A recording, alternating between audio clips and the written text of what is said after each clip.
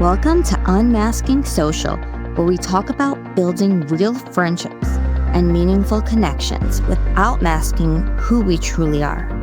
I'm your host, Sharon Baum, a speech and language pathologist with an expertise in social thinking and how it relates to autism and ADHD, specifically with our teens and tweens. Let's dive in.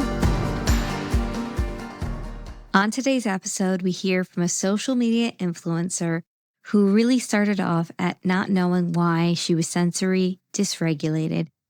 She speaks to all the different ways that we can cope and check in with our internal state so that we can find strategies to support ourselves and regulate.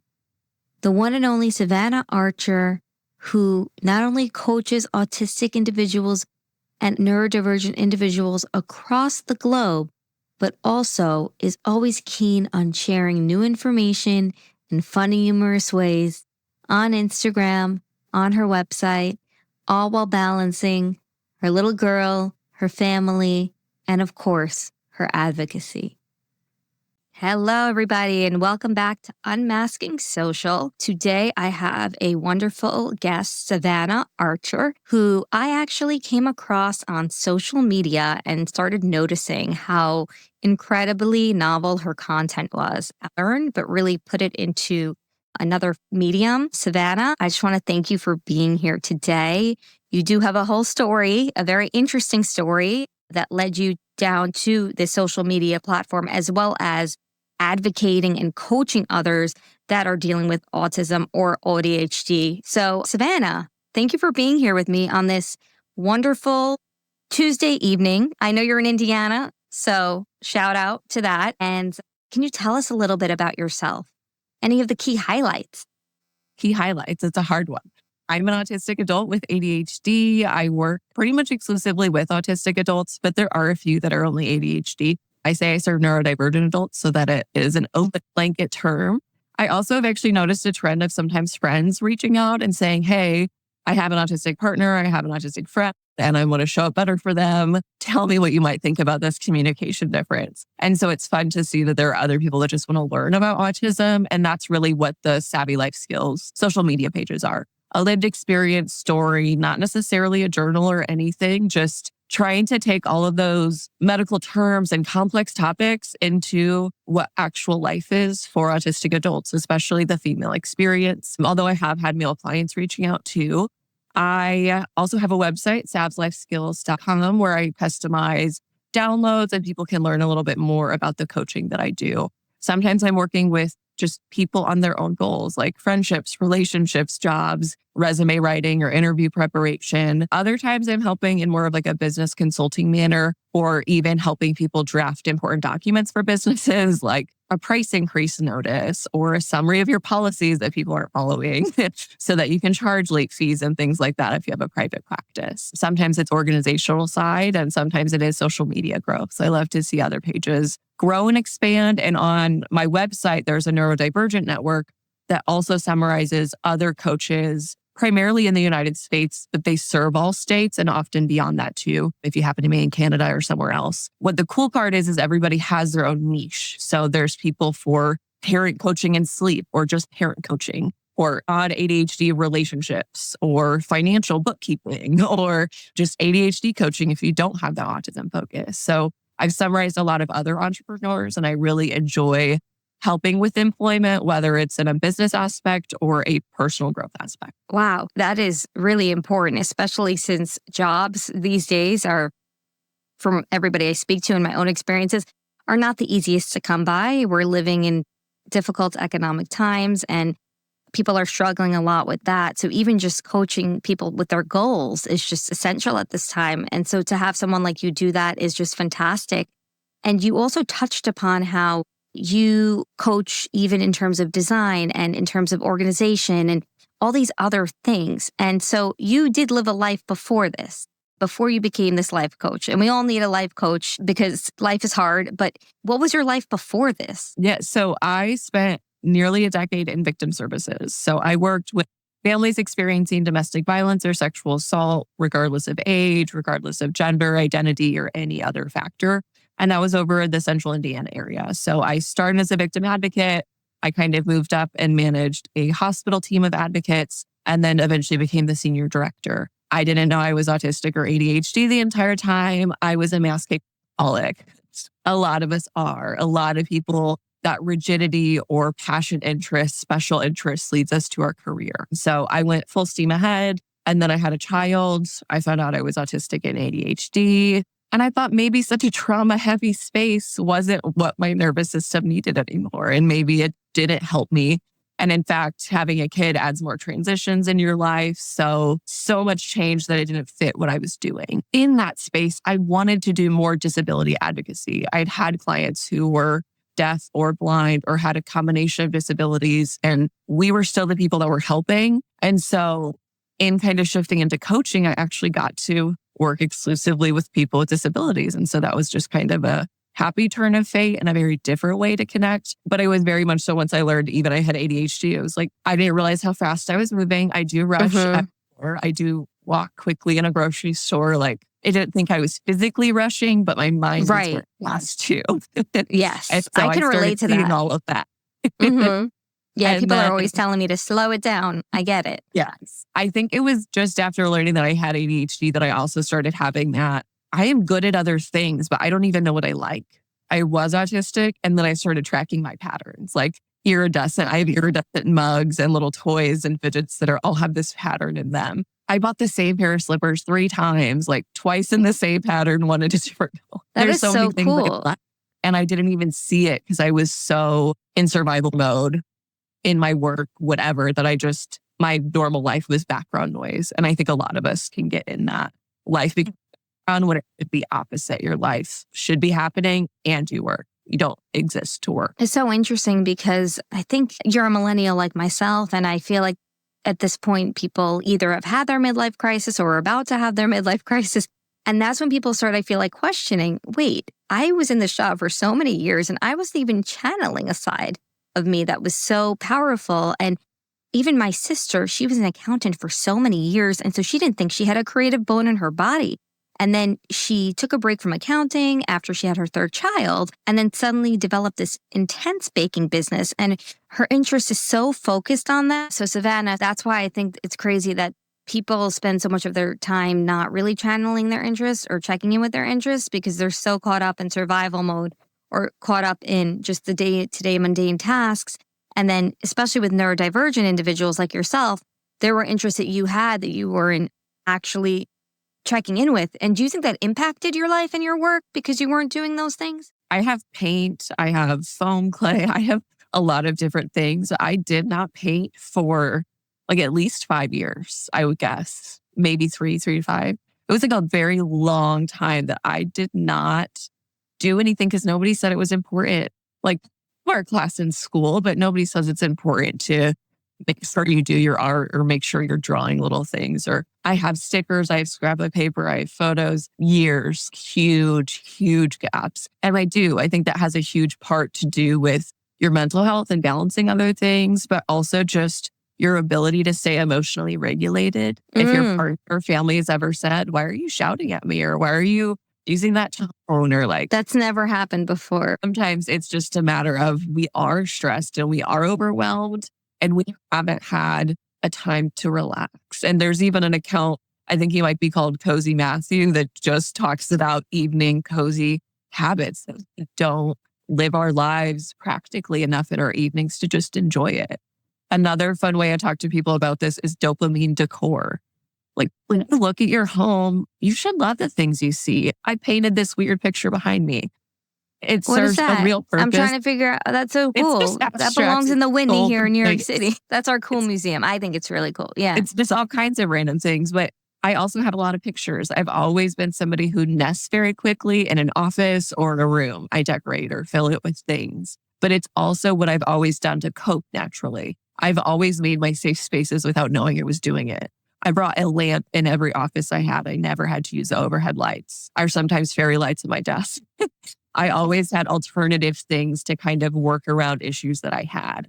But I think a lot of us need to enjoy our home more, enjoy our space more, come home and put on clothes you love, sit down and do something you actually enjoy instead of just scrolling because it doesn't do anything good for us. And a lot of people, bring it up as like an issue in relationships, that phone, like, what are you doing? You're ignoring me, and people do it both ways. So as much as phones can be helpful, we are all human beings, even if we're neurodivergent, and we got to connect more. Yeah. And so you're touching upon something so important, which is that sensory piece, because with the sensory regulation comes regulation in general, and then that relaxation and that calming, that self-soothing. That way we don't have to cry, even though I like to cry sometimes or a lot of times, but there are other things that we can do to cope. And when you were younger and you didn't even have the diagnosis of ADHD, right? There were things that may have bothered you from a sensory perspective. And the teens and tweens that this is targeted to, the young adults, children, are having these experiences. Can you tell us a little bit about those sensory experiences and how they manifest now, or how you take care of yourself? Because it sounds like you've found a balance. It's really interesting because in your teen years, your younger years, you're also just trying to learn what other people do. So half of it is your own functioning and half is just like, well, how are other people doing it? Should I be doing it like that? Because you start to have a question of like, do I want to do things like my parents did? Do they really know everything? And you kind of start a balance of exploring. But I've always been pretty vocal about my sensitivities in different ways. Like, and I wear it on my skin. I'm very pale. So I get burned. I get a bug bite. It's huge. I look pretty extreme. Even if I go on a light jog, I just turn red in the face. And Right. people have always been able to see my sensitivities, but they just called me sensitive. I was just sensitive. I was just soft-hearted. I was just, the sensitive was the label. Instead of saying, I have a heightened sensitivity to slimy things, to weird, stretchy things. Used to be toys that was a ball and it had like strings off of it that were stretchy. Grossed me out. I was perturbed by that. Even bothered me in different ways, like not necessarily the tapping of water, but if a charger is not plugged in the light socket the right way, you can hear a buzz from it. If it's leaving there, I can literally hear certain chargers like go and plug stuff because I can just hear an annoying buzz. So it's not that I'm being any kind of way. It's that I have a larger scale of sensory experience than people might. Like the human range is here. The autistic experience to me is just expanded. I always say it's not like you can get in an autistic kid's head. You have to get in their body because it's a full body experience. Like disgust for food might also just be in part anxiety. When I'm really anxious, it's really hard to eat. It's like I have to help my body feel safe. I might have to get around food, but it could just be that I'm really in a heightened state. And that's not me being mean to my mom that I don't want to eat at dinner. It's, I got to calm down for a bit first, maybe cycle back, or not to say there's always something to talk about, but sometimes you just need a long time to decompress. Yeah. In those teen years, though, you start getting that mix of messaging that you shouldn't have that much alone time, or you should do this more. I've always been somebody who's craved my alone time. And I think a lot of young people also will say that they stay up late at night, that those night hours, in the same way women in their 30s and beyond, those night hours are the time they're alone, that they're not interrupted as much. And that can be really helpful. For me, I was always very big into not always writing. I did write my own journals, but in the later years, I more so like looked online and had quotes, and I would write all of those in notebooks, like full, like probably 5. Wow. Probably because writing, and I never knew, is a STEM. And you process language differently when you write versus when you hear or see it. And so if I'm reading and writing things that I relate to, even if it's not my words, it still helped me process things. Or I always really liked sad songs or sad music, like indie sad boy songs. I don't know how to say it any better than that. But some of your basement band, like just whatever it might be. And it wasn't always that I was so angry, but I felt it in the right way. And I think that music can also be very helpful too. I agree. Music and writing for me through my teen years, when I was going through challenges with anxiety, I would just take out something and just start writing. And I am tone deaf, to be honest with you. And I would just kind of sing it. And it was kind of sad because it was really me expressing my deepest, darkest feelings at the time. But I would still just figure out a tune to it. So it's so interesting that you said that. That really resonated with me. And you also brought up something that also resonated, which is people just labeled you sensitive when you were going through those teen and tween years. And it's so funny, actually, it's more sad because I was also labeled sensitive, but I think a lot of women and girls are labeled sensitive or super sensitive because maybe they have emotions or responses to things and they're expressing themselves. And advocacy for girls is viewed differently than advocacy for boys. So when boys speak up and say that something's bothering them, it's a little bit different. And when I was working for many years in this collaborative program for individuals with autism and social communication, very often the girls were viewed as very sensitive. And the sensory piece was really impacting them in terms of, like you said, like what they were feeling inside their body. And that was resulting in different movements because you just can't get comfortable. You just can't feel comfortable. But I think that even then, even though it was an amazing program, there still were mixed messages, like you're saying, because you're still supposed to do all the things, feel all the things, wear all the things, even if it doesn't feel comfortable, eat all the things, because if you're not eating, then you're being a picky eater, right? Well, yeah. But the accommodation would be a stress ball. Right? I was so extreme. I for sure was like, I am going to ask for my food. That is one thing I always asked for because I wouldn't eat. I would sit back and like eat a chip instead of eating a burger with ketchup on it. Right. And so what was the response though of the people around you when you would do that? Would they say that's not acceptable? Let's try something else? I couldn't even imagine the number of comments I got, especially around food. And honestly, my favorite places were probably people that didn't pressure me about food at all. One of my good friends in high school, or maybe we met in intermediate school, might have been younger. Her family was from Pakistan. And so her mom very often just like had pasta and stuff her friends would eat. Her house was very laid back at dinner and they always had things there. And I tried different food there and I really liked it. But it was a totally different environment. Her mom loved me because I was the one who was eating her food. But it was such a different environment than like my own house. I had to eat or try everything on my plate. I maybe didn't have to finish it, but I had to try it. And so it was a low pressure environment. Yeah, I knew I didn't like things, but I also started, like I had definite like aversions. I don't like slimy things. So fish, sushi, all of those types of things, not an interest. You can tell me it's Red Lobster and I'm still going to ask for chicken. Yeah. But my parents always made me try things. They were doing what they thought they needed to do. Just like, keep trying and she'll get better. And the getting better was like pepperoni on my pizza. Like that's the advancement. That's as far as it got. Oh, but you did try the pepperoni. Yeah. Right. You went for it. But then there's also the nutrition, right? Because people start worrying about, wait, if you're sensitive to this, are you going to get the proper nutrition if you're going to eat potato chips for lunch every day, right? But it sounds like you were doing it on your own terms because if you were at your friend's house with the Pakistani meal, which I haven't had a Pakistani meal yet, but I'm in New York City, I should try one. It's just that mix of simple foods too, rice and meat and tomato-based sauce and things that it doesn't always, I don't understand everything that I'm eating. Maybe it's not a meal that I've seen before, but if somebody can explain this is what it is, then I felt safer kind of saying, like, okay, I'll try a little instead of saying you have to have some. But I'm like, nope, I don't want it. And that's the difference of avoidance too. Like when you're placing demands on somebody and whether it's because they're autistic and they have some kind of PDA profile or the young person who has autonomy and it's being developed. I think that's a big area that autistic or neurodivergent kids get stuck in. They're trying to do what is right, but what they're being told is right for everybody else is not actually for them. Because that's a prescriptive, right? Here's a prescription. This is what you're supposed to do. Conform to this. And it doesn't work even for non-neurodivergent or classify as, because no two people are the same, right? So like, I would love to see within special education programs a whole education line on entrepreneurship because there's a lot of careers that don't exist until somebody has really great ideas. And there's so many places that also don't have to be huge. There's this idea that like we have to be absolutely the biggest ever for it to be worth it. And you don't. You don't have to be the biggest ever. You just have to do enough to enjoy yourself and hopefully find a little balance. Food was always hard for me, but like I said, my parents kind of pushed me to do stuff anyway. I did enough, but it didn't change the outcome, which was I still don't eat peas. I'll only eat carrots if it's in chicken noodle or like cooked in something. It's all textures. Like if I would say anything for parents cooking for tweens with texture things, cook your veggies in a little bit of broth, like saute those suckers, get them nice and soft before you make the soup.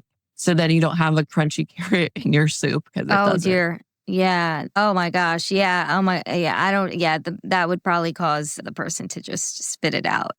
But that's such a good strategy with the. So you've learned strategies too for yourself, and even now that you have a little child that I want to talk about, if you don't mind, a little soon. But before I get to that and your beautiful daughter, I'm so curious about you have this friend, right? You mentioned this friend. Now I know that you had a friend, and teens and tweens are struggling, especially middle school years, whether you're neurodivergent or not, but especially you feel so misunderstood. And then you add into the sensory layer, and then you feel even more misunderstood because everybody else seems to be comfortable in their body. They're going about wearing clothes without it feeling uncomfortable. They don't have this overheating problem where the interoception, right, which you talk about a lot on Instagram and you have good visuals for that, isn't affecting them, and they feel even more isolated. Did you find that because you were having these sensory difficulties with food and food being such a big part of socialization, that this was another kind of kick to the social interaction?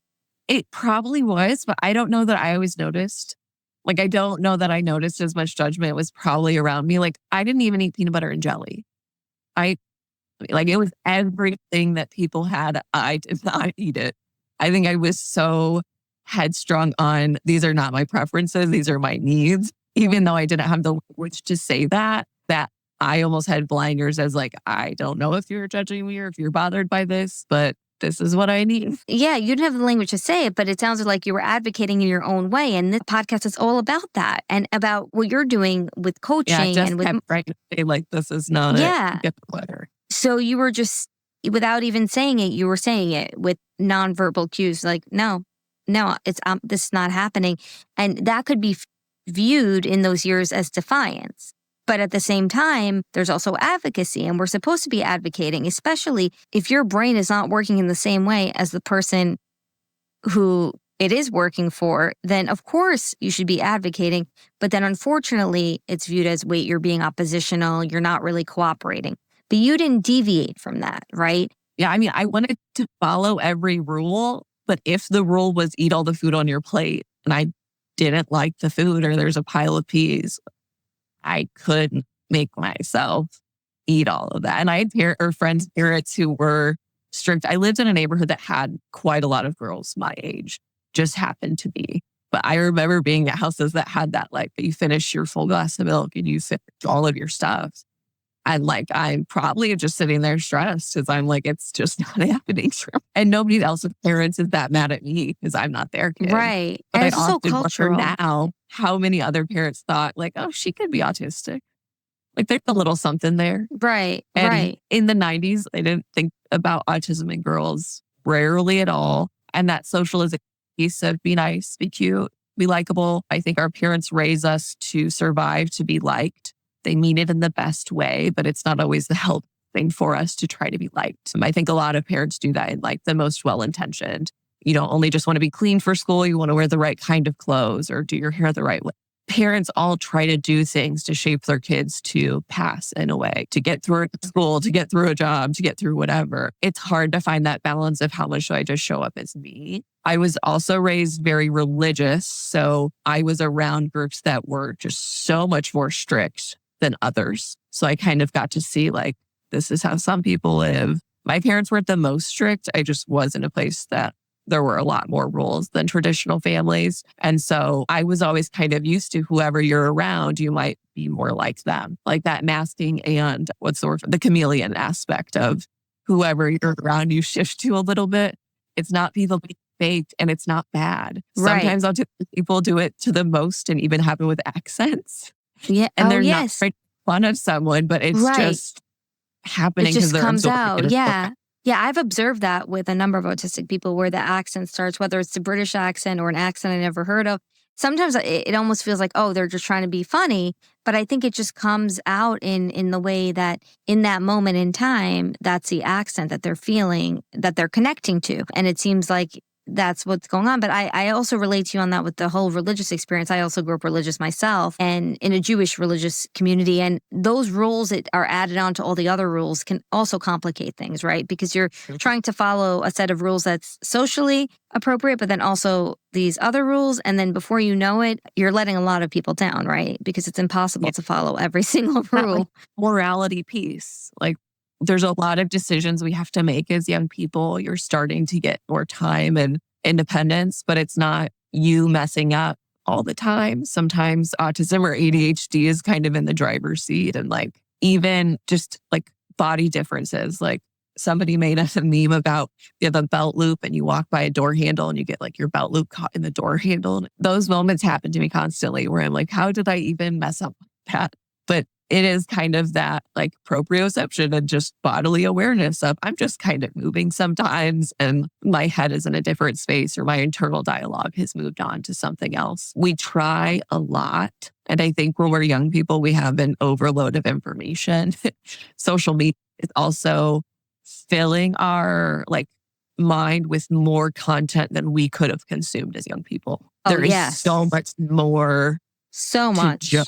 Whether you're judging yourself or others, you just see so much more. I agree. When I was young, I don't feel like I saw that many kinds of people. Like there just wasn't even diversity awareness where you live. Yeah, like access, just it's like education. Yeah, And I which is think a good lot of and bad. people don't have a great perspective of how big and small the world is, that your life does matter. And there's a lot of really cool things you can do, but it's going to feel like crap if all you're trying to do is make everybody else happy. Yeah. I mean, I like what you said earlier about how the goal isn't to be liked, right? I mean, you want to be liked by everybody, but unfortunately in life, you have to do things that are fitting for you. And I think that whoever's listening, whoever's going through a hard time right now, especially those who are trying to fit in, remember that the goal isn't that you're going to be liked by everybody. And maybe you won't even be liked at this period in time by a lot of people. But as long as you stay true to your values, it sounds like, right? And what your code of ethics is, you're doing the right thing, right? That's what it sounds like to me. Whether your code of ethics, or I've even heard like autistic people really enjoy rigidity and pattern and structure. But the piece that's missed is so often it has to be their structure.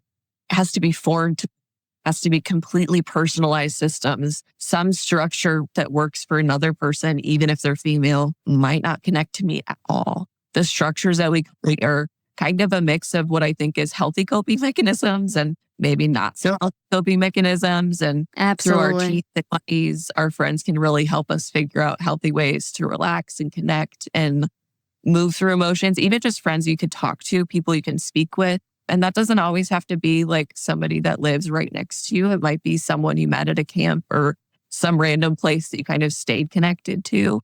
As I've grown older, especially, I have friends far, far, far away that we really don't talk often. Honestly, it could even be months or a year, but we still had that connection enough that we can kind of reach out at any time and kind of pick up. But our lives get busy. So sometimes also just not taking it personally when we don't hear from people, because we all go through a lot of hard stuff. And sometimes it's not that personal that someone didn't get back to your response. But I think that ultimately I can't agree with you more because, again, in the theme of friendship is something that's so hard, especially in the teens and tweens. They're trying to find their group. They're trying to find their tribe. And very often it comes up on this podcast, and very often parents are saying, wait, it sounds like you have been able to find a tribe. I would say yes and no. I think I have a mix of, I had a number of friends when I was younger that I never felt super close to.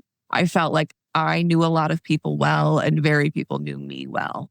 I was an information gatherer. I've always been a good listener. I've always been very empathetic. So people really share a lot with me and have since I was a younger age. I had a maturity about me, but I also always found it was easier to make friends and or connect with people who were older than me, not my direct peers, somebody who was a little older, or even people that were somewhat younger than me.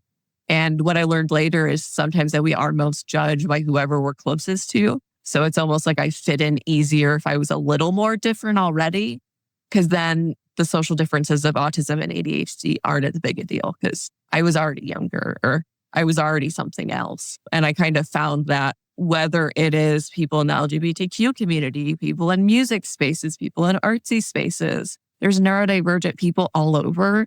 And I think I subtly found those crowds and always liked them and just never understood what that uniting element was, which it was just a lot of neurodivergent people in art and music. And I always, I didn't commit to a lot of sports or things. I was not physically ready in any way to compete, and I hated running in all ways. So that was not my thing. But in high school, I joined speech and debate. Well, I was on the debate team in high school too. Yeah. Yeah. So on a literal way, I learned to present myself better, to try to pause when I speak a little bit, to think about how other people are interpreting what I'm saying or what words. And I got much better at doing it because I tried really hard. And so you do enough of that. And then people say, well, somebody else might seem more anxious. Somebody else might have a physical disability. Somebody else might have bigger, more prominent issues. That mine always felt like I probably am not anything. And I didn't know anything about ADHD or autism, but my assumption was, no, like it's probably just. Right. It's so interesting because like a lot of times we feel different. We don't know what that different thing is. And then we either get a diagnosis or we don't get a diagnosis. And that's why I always, and even on this podcast, just speaking to so many people, I always felt even working with the teens and tweens and working even just as a speech pathologist with just so many different people, it's like, okay, diagnosis is important to a point, but how are we supporting the individual, right? What are they experiencing? Because sometimes people don't even get a diagnosis, but they're still experiencing the characteristics and the symptoms, right? So that's why I think it's so important. And it seems like it's equally important to you because you then took all of this, right? This whole experience where things were different for you, things were challenging in ways that weren't as challenging for the neurotypical. And then you branched off and you decided to advocate on behalf of individuals, especially focusing on not just sensory, but also just advocating for what individuals really need that have autism and ADHD. So, and now you have this big following and you connect with so many people and you're helping so many people. And so what led you to do all of this? I struggled at the end of my career after having my child. I was trying to figure out what could I even do. And something I did that I even recommend to clients now is start an entire page and write down your strengths, because I did not have a page of strengths. Like I probably put writing, like, I don't know. So like it was not even easy to think about what am I even good at? And so that's kind of a starting point. It took me days, but I slowly came back and was like, okay, these are things I'm good at. I could do more of. And I never exactly planned for the social media page to be as much of a like awareness journal as it is, or it's really much more international level than I knew it would get to.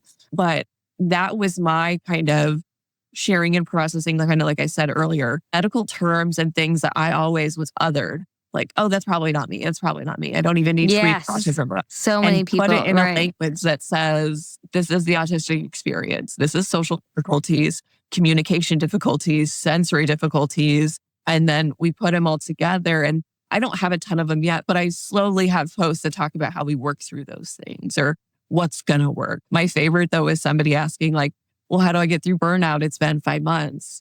I can't answer in a comment. We can have a consultation, but a big part of burnout as autistic adults or even young people, like I hear school-age people experience burnout too and crash. But whenever you're trying to work through that, there's no one system for everybody. Everybody has different sensory profiles. Everybody has different special interests and even family structure or your home environment. Like, what does your bedroom look like? You know, maybe home is not a place you want to go relax. Maybe you do have to seek another place to kind of decompress and have space to breathe. You have to find methods that kind of bring your calm, not a intense plan of some complex system, but I like to put lotion on my face, or it's nice to do a face mask from time to time. I like I have a heating pad, but I have one that's weighted. So the shoulders have like sand in them, and it gives you that kind of warmth, more of like hug and comfort. Seeking our sensory stuff is really helpful in our emotional regulation. I think the more that I share, the more people will kind of understand that they do need to tune into themselves more. That I've asked doctors for answers for a lot of years for pain difficulties, for skin issues, allergy stuff. I've had my face go crazy. I've had lots of weird random illness stuff, not maybe even illness, just like breakouts. Like I don't even have the answer for everything. But when you start to put these pieces together, I'm autistic and I have ADHD, I can start to see how my whole system's connected. I break out in red patches when I'm really stressed, when there's big changes and seasons change. The first time it happened, I was meeting my boyfriend, my now husband. I was meeting his parents for the first time, and I had red patches breaking down my whole face.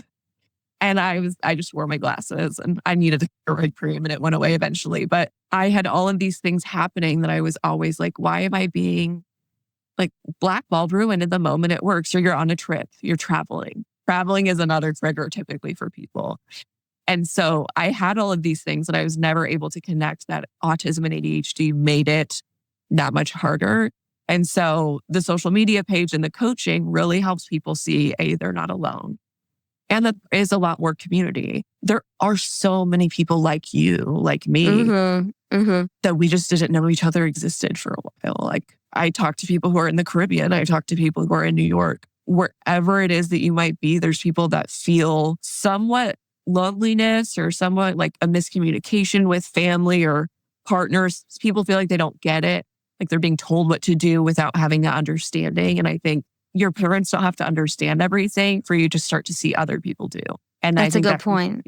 is really helpful for people to kind of build the lives they want, but find the encouragement and motivation they need from people, even if that's not the most literal people in front of you too. Like the Ought to Ask by co-host monthly is for adults with autism. Parents or caregivers could join as well, but those spaces are just a digital online space with autistic adults where we meet. And sometimes we have somebody joining with us. Like we had a relationship therapist join. We talked about dating in February. That was a really huge one. We had almost 500 people, which was huge. Normally our groups are a bit smaller, but autistic people, I think, really get isolated in our society, same as parents and caregivers. And it's kind of switching the script to it's actually your point of connection. There's a lot of people out there, and maybe the people in your town don't get you. Maybe your parents don't, or maybe even some of your friends or kind of distant friends. Like you just know if they're not your people. That's okay.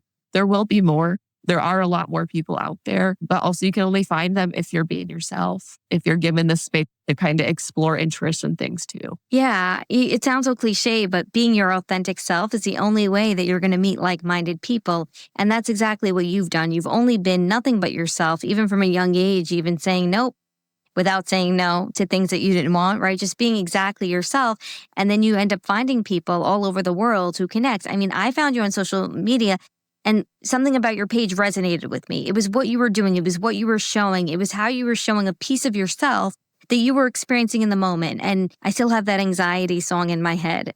Anxiety. Yeah. So you do a lot of creative things. And it's so interesting because it seems like these interests, this creative juice that you have flowing was always there.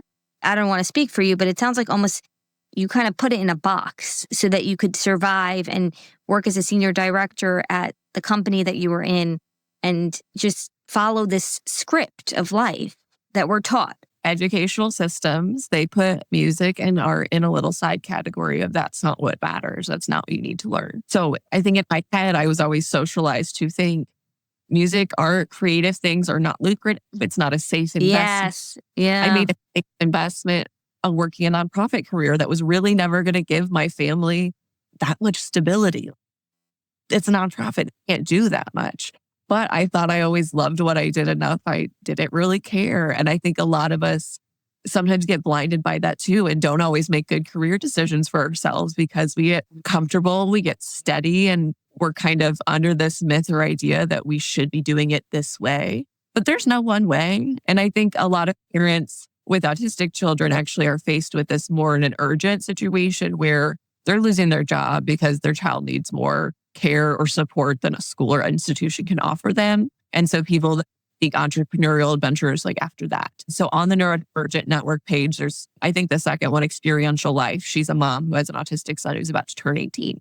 So she does a ton of posting on the advocacy side, but also made an app for parents who have autistic children. So there's lots of different cool things that are coming about. And I like that I have a website or a home that I can customize and play with. Throughout my career, I actually did social media and website design. I did that kind of stuff, but I was always limited to a brand. I was never allowed to create whatever I can have fun with. And now I create and have fun. I have people reach out for collaborations pretty often. And so I have some stuff coming out with an addiction specialist that I'm excited about, some different perspectives that we need to hear more of, but nobody's thinking of neurodivergent addiction specialists. And that's a real thing for young people as well as adults, that dependency on a substance seems to help them like get by or social navigate. It really burns people a lot of the time. And I think it would be really helpful to hear more from people that have gone through it or just what types of resources they sought out. Because I don't think mental health or addiction services are often competent in the neurodivergence aspect. Yeah. And also it's interesting because as far as we've gone with mental health in this country and around the world, because I mean, even when I was a teenager, it was scoffed at, especially in communities that had religion and even just specific communities didn't want to talk about it, right? And so we have come far that we're opening up about it. But I remember having somebody on the podcast that mentioned that it's still something that is viewed as negative. And so when something like mental health is viewed as negative, it's really hard to even make these big changes because we have to shift the attitude towards it as, okay, this is what someone's experiencing, but we don't want to look at it in a negative way. We want to look at it as part of their experience and how to support that. Well, and that's maybe the mix too of language of like using disorder and when to use disorder versus understanding not everything is pathologized correctly. Maybe we don't understand everything perfectly too. I think there's a lot of learning to do. And as long as people come together in that aspect, I think we'll do better. The reality is though, and I touched on it super briefly, was our parents raised us to mask to keep us safe. Our ways to keep us safe. And if you're of a different gender or race or certain group, you might be at higher risk of the bullying and hatred from other people. And so I think it's, as much as it's important to be authentic, it's okay to mask. It's okay to show up differently. It's okay to do the thing to get by. Like you are not wrong for getting by. And I think kind of like we can become workaholics. We need a little bit of that, like our employer is only thinking of them. We have to think of ourselves separately and have to make decisions first. And I think those things get too merged for a lot of people. They want to make enough money. Yes, we need money, but it's so much more complex than that. And I feel like that's the adulting piece that led me to want to do coaching for adults exclusively is life skills are not just learning to care for yourself or a budget. Life skills are navigating friendships, are navigating relationships. I have someone I was just writing scripts for because they've started the online dating side, but they want to end it with someone and they're trying to figure out how to even say it. How many people end up relationships because they just didn't know how to say no? Sometimes communication and scripting is really helpful in a very practical communication. Yeah. That's really the key is communication with all of this. It right? really is. Sometimes kids or teens or whoever might not be able to tell their parents or verbalize it. Maybe they don't know for themselves. And so I think that creating safety in your home is the biggest always, whether that's autonomy or just physical, like you have the space to be whoever you are. I think that piece of showing up as just you, hopefully in our own homes, we can show up our most raw and just kind of be as silly as we might be naturally without having that fear of judgment. And I think that's a different, like kids too, right? That people think like you age out of having special interest or wearing fun things or doing things a different way when no, like you don't have to grow out of an interest if you love it, if it brings you joy. I even follow someone who has like an insane Barbie collection. It is deep. No. Why not have a deep Barbie collection if that is something that's so you cool. Do it. Yeah. And I've seen other accounts who are people who advertise very openly, like, we're not having kids, 2 adults, we're autistic. This is how we make it work. And this is our gamified house. And they have the cutest, brightest, most amazing decor. And it's oftentimes people are almost like caregivers for each other. People find partners that don't always match them in the same way, but fill in gaps that they maybe needed. And I think that's helpful to look forward to as well. That maybe dating and relationships and friendships is messy now, but the right people are always out there. Or maybe I love that.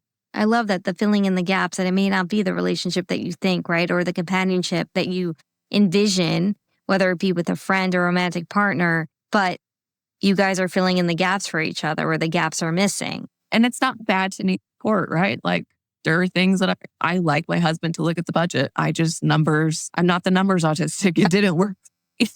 Right. Not the numbers version of it. Yeah, exactly. I know. My anxiety, by the way, does not manifest with numbers. Like people are always checking numbers to check in with the bank accounts. That's not what I just assume everything's safe and I pray for the best. But so I get it. I mean, yeah, it's like balancing each other out, and friendship also is balancing each other out. And I think middle school, teens and tween years, I think that's the hardest time to really understand that because you're seeking out, especially with the girls, so many of them I've seen just try to seek out the cool kids. And that's not just neurodivergent girls, but especially they're so vulnerable that people catch them in a weak moment and want them to be friends with them. What's popular, what's generally likable, right? We're just trying to fit into this kind of what other people do, but it just depends on where you live and who those people are. That I think sometimes people don't always realize the novelty that autistic people bring, kind of like you said, the way I'm creative. people have always called me artsy, but I never called myself an artist until I started doing this stuff this year. In the focus that, yeah, I'm an artist. I make art and I love to create and design and do a lot of things. But since I was like in elementary school, I was drawing for other people. By middle school, I was braiding bracelets in classes. That's how I focused. I was braiding bracelets. So I was doing 10 million other things. I was always creating for other people and enjoying that aspect. But I just never thought that that could be something helpful for me in my career. So I would really encourage people to actually look at strengths on a big spectrum of not like strengths you imagine on a resume, but creativity, not defiance, but maybe ingenuity, right? Finding their own path, being willing to write something different and ask why. Maybe the wicked question of autistic children, why? Yeah, exactly. Right? I mean, nothing bothers a teacher more, right, than the person that's asking, wait, why are we doing this again now? I mean, teachers are also want to be questioned sometimes. Neurodivergent kids also find teachers oftentimes that are kind of their safe space, or maybe there is a neurodivergent teacher on staff. And I think our energies, we find each other. Neurodivergent Yeah, I've people seen do. that before, actually, where neurodivergent teachers had similar interests also, whether it was video gaming, not that other people don't do video games, but they would find each other and there was almost this symbiotic or just a natural bonding connection. But it's interesting that you mentioned that because it's like, it's almost, you're right, like people do find each other. So even though I have so many episodes on this topic and seeking out friendships, the reality is that what you said is so important, which is that people do have a way of finding each other because they just naturally connect because they really do either have similar interests or they're connecting on even something deeper. Like it could be something that they're dealing with and the other person really gets it, whereas nobody else understands it. So that does give me hope because, again, I always like to think about the glimmer of hope in terms of, yes, middle school and high school and even adulting is hard, but there is a hope of, wait, we just find each other. This is just how it is, especially social media having that double-edged sword piece. There's still room over there where you can find the good people or the people that you really can connect with. Speaking of which, just to wrap this up, so now you're in this space and you are really speaking to all the things that you want people to know that you're experiencing so others can really understand, well, other people are experiencing this too. And so a lot of days, I could see you even walking in the heat and you can say, this is what I'm feeling right now, right? From a sensory perspective, a lot of it is rooted in sensory. This is what I'm feeling and this is why I'm feeling this way. And you kind of make it funny just to kind of bring in the humor to it. And so have you found that people have resonated with that and have spoken to you about it? I mean, obviously I've resonated with it, but people have reached out to you. Have people asked you questions about that? A funny side of it is that whenever I'm talking with people that want to grow a business, want to build something, or maybe they even have a small business, they're just trying to figure out, what do I do? You share a little bit. The posts that I think don't always matter that much or is not that big of a deal, just something that was on my mind. Like I have some different ones where I have like labels like lazy or sensitive or controlling or direct. Some of them really aren't the thing I planned the most, but anytime you're the most honest, more people generally seem to connect. That's very true. Yeah. I also just think it's a simplicity of I don't try, like you mentioned, branding and things like that when we're online. I'm just me and my authenticity is priceless. My skills, priceless. But I could not be that until I understood that I was neurodivergent. And so I really enjoy on the page to kind of have a mix of like, there are very real disabling struggles, to put the word on it, but there's a lot of joy and a lot of other things around that too. I sometimes talk about the scary, like cure autism. There is no cure. There's nothing to cure, but it would be great to understand our comorbidities, that there are autistic kids that are dealing with chronic pain. I was in chiropractor's offices at a young age and doing these different kinds of things. So I think having this awareness where I can share blunt, direct, openly, whether it's creative or kind of simple, also gives people language to better advocate for themselves or to find different types of support, but to realize it's not bad to need support. Or people worry my autistic kid might need support forever, even if they're doing well in some areas. And okay, like we'll find it. I even work with one person who is an autistic adult who lives in a home and supports another autistic adult who has significantly more difficulties and probably comorbidities when it comes to disabilities. So they actually found themselves in a career. They are paid in-home support person for the autistic. Wow. Those layers, look at all these cool, yeah. like we come back and we want to help the more we learn. So I feel like autistic they'll go through something and they're often solution, like they're trying to create what they can do next to help people. And you obviously do in your sharing, I do in mine. We like to kind of come back and say, hey, you could do this too, or you're actually really amazing. You just got to lean into it a little bit. And that's what I love about social media. I don't know everybody well, but I do know some random individuals really well.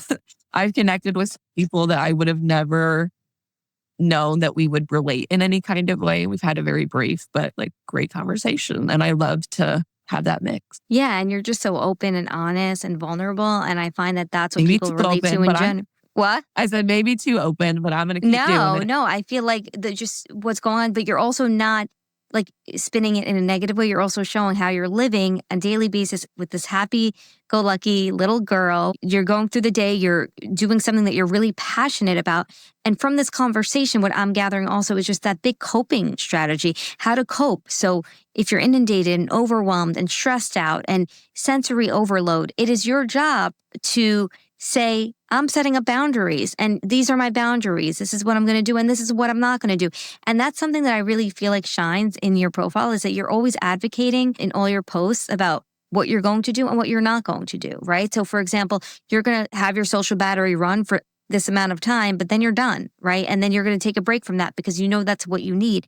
And I think a lot of our teens and tweens and even young adults don't know that. And even going back in time for myself, I didn't really know that fully. I thought I'm supposed to go until the engine breaks down. And then the engine breaks down. And then you're kind of feeling like, wait, how do I put the engine back together? And that's like a whole much longer term procedure. Yeah. And it's like, we're just not taught that from a young age. We're not taught that, wait, this might not be the most lucrative profession. And maybe it feels like winning the lottery to really get a really good gig in music, but that's what I'm really passionate about. And if I deviate from my passion, I may have to pay off later on when I'm really upset and miserable. So I love how it all goes back to regulation and coping, right? And setting up boundaries. I have also connected with clients who are autistic, study music therapy. I feel like that's the best music therapy. Someone who's autistic. I wish I had a family doctor who was autistic because you know that they went to school and were so on it and serious about getting it done right. And I love that we could be absolute stars in our field, like whether it's medical, whether it's something totally different. There are incredible capabilities. Social reasons should not make you lose opportunities at work or other things. And I think the more we advocate for that, the better. But I've actually been work with people who have faced employee discrimination for being neurodivergent. Happens a lot. To actually go through the court, actually make a claim about it and do the full thing. So I love to connect with people who have that confidence in themselves. Like, this was wrong. This shouldn't happen.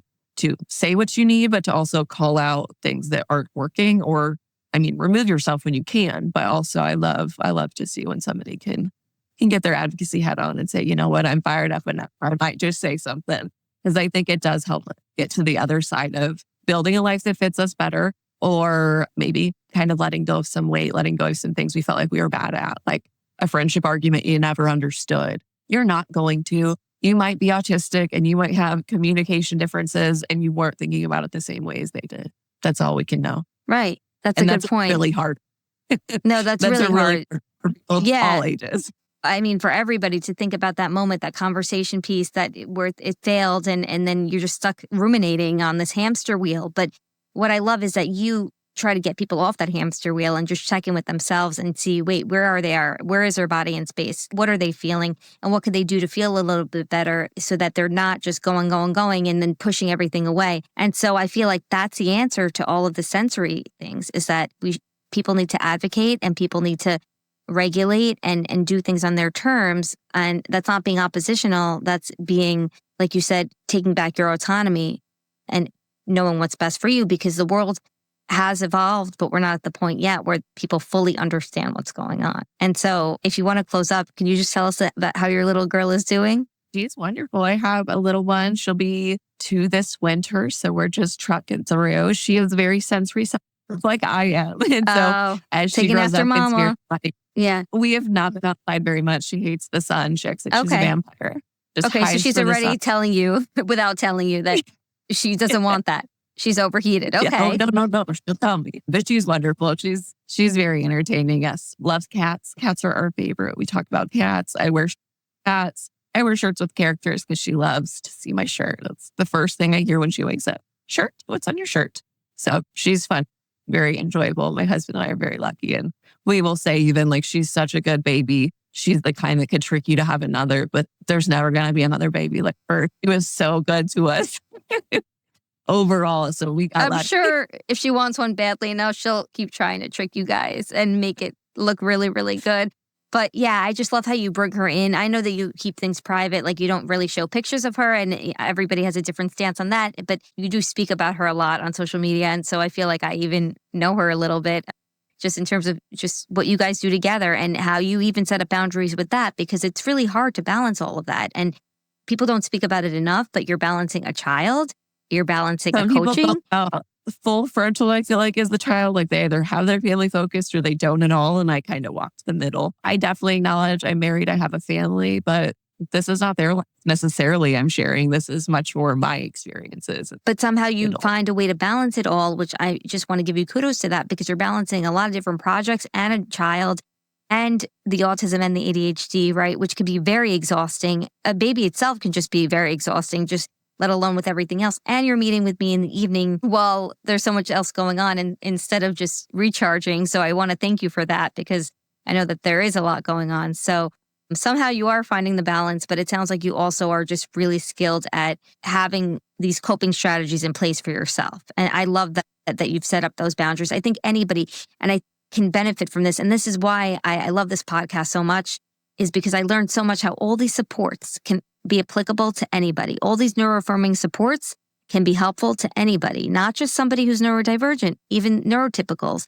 And neurotypicals who are struggling with other things can benefit from all of this. So thank you for being such an inspiration on a daily basis and making things fun and cute and humorous and positive, instead of it feeling like, wow, this is really heavy. It feels like, wait, we can take it one day at a time, and it just feels a little lighter. Yeah, I agree. I think I try to mix in the humor piece, and I never felt like I was that funny. I don't know. Like I never thought of myself as that funny of a, but now I feel like I make a lot of funny things from time to time. No, and you're very entertaining.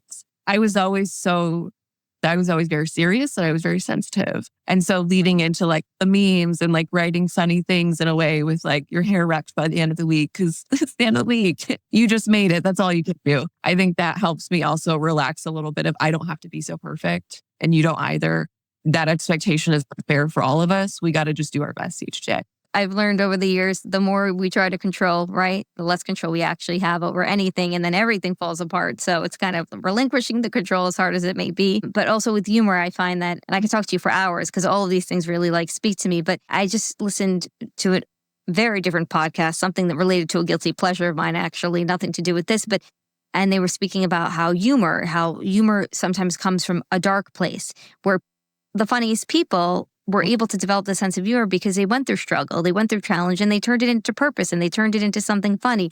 And so maybe some of the challenges you went through brought you to this place where maybe you didn't think you were a funny person, but now you're collecting all of this data and all of this information for people, and you're presenting it in this funny way because you could poke fun at it now. Yeah. And I mean, not take myself so seriously too, right? We all have to kind of figure out that balance of, yes, it's helpful to understand medical diagnoses. It's helpful to have doctors and professionals, but it's also just life. And we just got to kind of figure out some of our day-to-day between all the appointments and all the things we're trying to do. We got to just enjoy it a little bit. And I think that's awareness I didn't have for a long time. I went on some trips. I did fun things when I had a career in advocacy, but I wasn't tuning into my like regular recharge. I was up much later at night just trying to process the day. I fall asleep so much. And so I will say that to parents or anybody, if you're in a horribly stressful career, it might also be impacting your food, your relationships, your sleep, your everything. And I think how interconnected we are as human beings will also just help us plan better lives for our children and kind of give them the language to say, like, what do we need more? Do you need time and space? Do you want to just be heard? I don't have to offer advice. It's a great question. Do you want advice or you want me to listen? Just listen. Zero advice. Yeah, sometimes that's helpful. But sometimes people verbal process. So if you can get anybody just to talk, then you can listen, and you don't always have to share anything more than thank you for telling me, or that is hard. Like it doesn't have to be, you don't have to know. Sometimes I think that's really what we all need sometimes, just a hug. And if not a hug, because not everybody likes touch, then just a statement saying, it's okay. It's okay. You're going to be okay. Right. Or what do you need? That's it. That's all we need is somebody to validate us. I think most of us on this planet. But Savannah, thank you so much. It has been a sincere pleasure speaking with you. I love how in depth you got with everything. And I think if anybody can really take two important pieces away, it's always stand up for yourself when you're trying to cope because you know yourself best.